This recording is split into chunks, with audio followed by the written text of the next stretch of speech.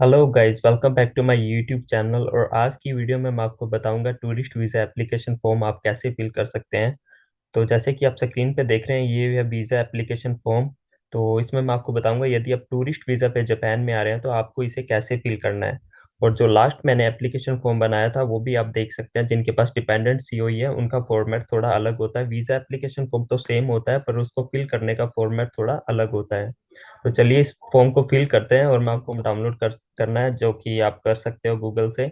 उसके बाद जैसे आप देख रहे हैं यहाँ पे फोटो रिक्वायरमेंट है, जो कि 2 इंच इंटू 2 इंच की है, यानी 45 mm इंटू 45 mm की। ठीक है। उसके बाद सबसे पहले आपके पास आता है सरनेम। जो आपका सरनेम है आपके पासपोर्ट के अंदर दिया गया, आपको वो फिल करना है। जैसे मेरा सरनेम है अरोड़ा, तो मैं इसमें अरोड़ा फिल करूंगा। और उसके बाद आपके पास सेकंड ऑप्शन है given and middle name as shown in your passport. जो आपके पासपोर्ट के अंदर आपका नाम है, जैसे मेरा नेम पुलकित है तो मैं यहाँ पे पुलकित फिल करूंगा। उसके बाद आता है अदर नेम। यदि आपका कोई और नेम भी पासपोर्ट के अंदर मेंशन है तो आपको वो मेंशन करना है, यदि नहीं है तो आपको यहाँ पे मेंशन करना है नॉट अवेलेबल। उसके बाद आता है आपका डेट ऑफ बर्थ। जो दिया था पहले आपका डे आएगा, फिर मंथ आएगा, फिर इसमें ईयर आएगा। ठीक है। उसके बाद प्लेस ऑफ बर्थ, जो पासपोर्ट के अंदर आपका मेंशन किया हुआ होता है प्लेस ऑफ बर्थ, वो आपको यहाँ पे मेंशन करना है। जैसे मेरा प्लेस ऑफ बर्थ है दिल्ली, तो मैं यहाँ पे दिल्ली मेंशन कर दूंगा, दिल्ली। ठीक है। उसके बाद जो आपकी स्टेट है वो मेंशन करना है, और उसके बाद कंट्री मेंशन करना है इंडिया। ठीक है।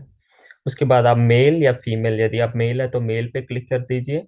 उसके बाद आप मैरिटल स्टेटस, यदि आप सिंगल हैं, मैरिड हैं, विडोड हैं, डाइवोर्स, तो आपको इसमें से जो आप हैं वो आपको सिलेक्ट करना है। मान लीजिए मैं सिंगल हूँ या मैरिड हूँ, तो यहाँ पे मान लीजिए मैं सिंगल हूँ तो मैं सिंगल पे क्लिक कर दूंगा। उसके बाद आएगा नेशनैलिटी ऑफ सिटीजनशिप। आप इंडियन हैं तो आपको यहाँ पे इंडियन लिखना पड़ेगा, इंडियन। और यहाँ पे सिलेक्ट करने का भी ऑप्शन होता है, तो आप यहाँ से सिलेक्ट भी कर सकते हैं। ठीक है। फॉरेन एंड अदर नेशनलिटीज और सिटीजन, यदि आपके पास इंडिया के अलावा या आप नेपाल से या पाकिस्तान से या आपके पास कोई और भी कंट्री की नेशनैलिटी है तो आपको यहाँ पे मेंशन करना पड़ेगा। यदि नहीं है तो आपको लिखना है नॉट अवेलेबल। उसके बाद ID number issued by your government. जैसे कि इंडिया में होता है आधार कार्ड नंबर, तो आप यहाँ पे अपना आधार कार्ड नंबर मेंशन कर सकते हैं। उसके बाद पासपोर्ट टाइप, जो हमारा पासपोर्ट होता है वो ऑर्डिनरी टाइप होता है, तो आपको ऑर्डिनरी पे टिक कर देना है। ठीक है। उसके बाद आएगा पासपोर्ट नंबर। जो आपका पासपोर्ट नंबर है आप इस पे मेंशन कर दीजिए। उसके बाद प्लेस ऑफ इशू, जहां से आपका पासपोर्ट इशू हुआ है, मान लीजिए आपका दिल्ली से इशू है तो आपको दिल्ली लिखना है। जिनका चंडीगढ़ से इशू हुआ है उनको चंडीगढ़ लिखना है। ये पासपोर्ट के अंदर मेंशन किया हुआ होता है। उसके बाद डेट ऑफ इशू, मान लीजिए आपका पासपोर्ट इशू हुआ है 20 तारीख की 12वां महीना और 2001, मान लीजिए 2012 को इशू हुआ है। उसके बाद डेट ऑफ एक्सपायरी भी आपको यहाँ पे मेंशन करनी पड़ेगी। जो भी आपकी डेट ऑफ एक्सपायरी है वो पासपोर्ट के अंदर मेंशन की हुई होती है। उसके बाद आता है इशूइंग अथॉरिटी। इंडिया में जो पासपोर्ट इशू होता है वो आप लास्ट जो पेज है उसके ऊपर देखेंगे तो लिखा होगा ministry of external affair, ministry of external affairs. ठीक है। आप स्पेलिंग्स वगैरह आप देख लेना, उसके अंदर जो करेक्ट होगा वो आपको लिखना है। Purpose of visit to Japan, आप टूरिज्म के लिए आ रहे हैं तो आप लिख सकते हैं एज अ टूरिस्ट, टूरिस्ट के लिए आ रहे हैं। उसके बाद initial length of stay in Japan, आप कितने दिन के लिए वहाँ पे जापान में रुकना चाहते हैं। मान लीजिए आपने 20 डेज का प्लान किया है तो आप यहाँ पे लिखिए 20 डेज। उसके बाद date of arrival in Japan, मान लीजिए आपने वीजा एप्लीकेशन 20 तारीख को सबमिट करना है, मान लीजिए आपने 20 नवंबर को सबमिट करना है और आपने घूमने के लिए जाना है नवंबर में, तो आप बीच में एप्लीकेशन फॉर्म और अपने ट्रैवल के बीच में कम से कम 20 दिन का गैप रखिएगा, क्योंकि वीजा आने में भी कई बार टाइम लग जाता है। मान लीजिए एक्सपेक्टेड डेट है आप जाना चाहते हैं 20 नवंबर 2022। ठीक है। उसके बाद port of entry into Japan, आप मान लीजिए नरीता एयरपोर्ट पे आएंगे या आप हानेडा पे आएंगे, जिस पे भी आएंगे तो आप लिख दीजिए यहाँ पे नरीता टोक्यो, टोक्यो नरीता। ठीक है। उसके बाद नेम ऑफ शिप और एयरलाइन, आप एयरलाइन यूज करेंगे तो आपको लिखना, मान लीजिए आप एयर इंडिया से आ रहे हैं तो आपको एयर इंडिया मेंशन करना है यहाँ पे। यदि आप किसी भी फ्लाइट से आ रहे हैं उसका नेम यहाँ पे मेंशन करना है। और आप टूरिस्ट वीजा पे आ रहे हैं तो आप डेफिनेटली होटल में तो स्टे करेंगे और आपको होटल बुकिंग दिखानी भी पड़ेगी।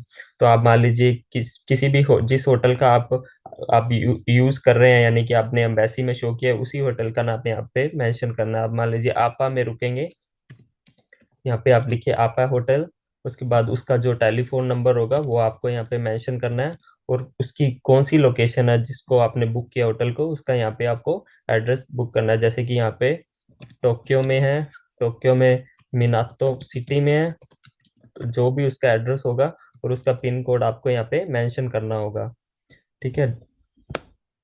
यदि आप पहले भी जापान में आए हैं, जैसे कि date and duration of previous stay in Japan, यदि आप पहले भी जापान में ट्रैवल किया है तो आपको यहाँ पे मेंशन करना पड़ेगा कि आपने कौन सी डेट से कौन सी डेट तक आपने यहाँ पे स्टे किया था। यदि आपने नहीं किया तो आपको लिखना होगा not available. Your current residential address, मान लीजिए आपका इंडिया में अभी आप कहाँ पे रह रहे हैं तो आपको वो एड्रेस लिखना है यहाँ पे। मान लीजिए मैं रह रहा हूँ अभी, मान लीजिए आप इंडिया में जहाँ भी रह आपको मेंशन करना है। मान लीजिए आप दिल्ली में रह रहे हैं, कौन सी कॉलोनी में रह रहे हैं ना, तो वो कॉलोनी का यहाँ पे एड्रेस लिखना है और पिन कोड यहाँ पे आपको मेंशन करना पड़ेगा। ठीक है। उसके बाद आता है टेलीफोन नंबर, आपको अपना पर्सनल मोबाइल नंबर यहाँ पे मेंशन करना पड़ेगा। टेलीफोन नंबर है तो टेलीफोन नंबर, मोबाइल नंबर है तो आपको मोबाइल नंबर मेंशन करना पड़ेगा। टेलीफोन नंबर नहीं है तो आप इसको मेंशन मत कीजिए। और आप अभी क्या है, करंट प्रोफेशन और ऑक्यूपेशन एंड पोजीशन, आप अभी क्या करते हैं, आप टूरिस्ट वीजा पे जा रहे हैं तो आपको बताना पड़ेगा ना कि आप, यदि आप मान लीजिए जॉब करते हैं तो आपको लिखना पड़ेगा जॉब करते हैं। ठीक है। और मान लीजिए जॉब आपका प्रोफेशन क्या, आप लिखिए टीचर, यदि आप टीचर हैं तो आपको टीचर लिखना पड़ेगा।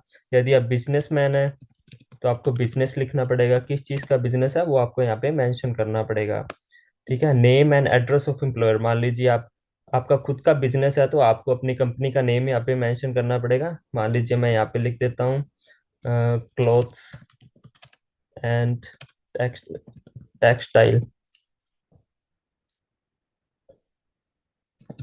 टेक्सटाइल का बिजनेस है तो आपको यहाँ पे टेक्सटाइल, और आपको अपनी कंपनी का टेलीफोन नंबर यहाँ पे मेंशन करना है और कंपनी का एड्रेस यहाँ पे आपको मेंशन करना है। और मान लीजिए आप जॉब करते हैं तो आप किस कंपनी में जॉब करते हैं तो आपको वो यहाँ पे नेम मेंशन करना होगा कंपनी का। उसके बाद वहाँ पे उस कंपनी का टेलीफोन नंबर आएगा और कंपनी का एड्रेस आएगा यहाँ पे। ठीक है।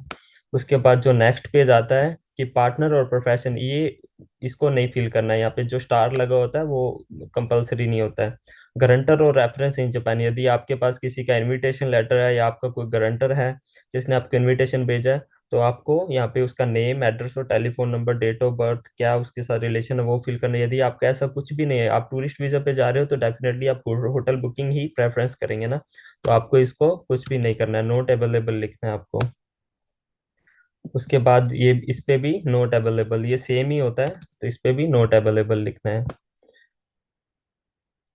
उसके बाद आता है आपके पास remark special circumstances if any, उसके बाद आता है हैव यू एवर, यदि आप किसी क्राइम में यदि आप इन्वॉल्व हुए हैं आप इंडिया में तो आपको लिखना है, यदि हुए हैं तो आपको बताना पड़ेगा, नहीं हुए तो नो। उसके बाद आप कभी भी किसी कंट्री के अंदर आपको कोई जेल वगैरह या ऐसा कुछ कुछ क्राइम किया है तो नो। उसके बाद आएगा कि आपको किसी भी कंट्री के द्वारा आपने यदि ओवर स्टे किया है या आपको वापस भेज दिया अगर है तो आपको लिखना है नो, ये सभी में आपको नो लिखना है। और यदि आपने इसमें से कोई भी एक्टिविटी में आप, यदि इसमें आपने कुछ किया है तो आपको यस भी मेंशन करना पड़ेगा।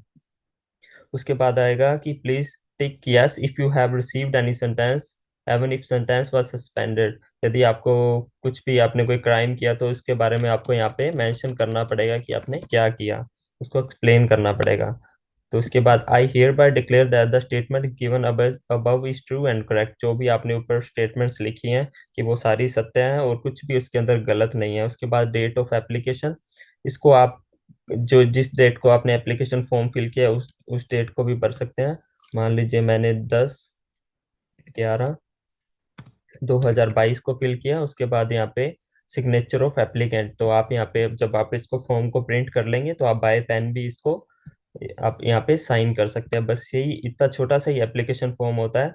और यदि आप इसको कंप्यूटर से यानी ऑनलाइन बनना चाहते हैं तो ऑनलाइन भी इसको फिल कर सकते हैं, और यदि आप ऑफलाइन पेन से लिखना चाहते हैं तो पेन से भी लिख सकते हैं। और यदि आप पेन से लिखेंगे तो कुछ बार मिस्टेक हो जाता है तो आपको फिर से नया ऊपर से स्टार्ट करना पड़ेगा ना फिर से। यदि आप ऑनलाइन करेंगे तो आप कुछ भी मिस्टेक होता है तो आप उसको सही कर सकते हैं। तो आई होप कि आपको ये वीडियो पसंद आएगी। यदि वीडियो पसंद आए तो आप इस वीडियो को लाइक करना, शेयर करना एंड सब्सक्राइब करना।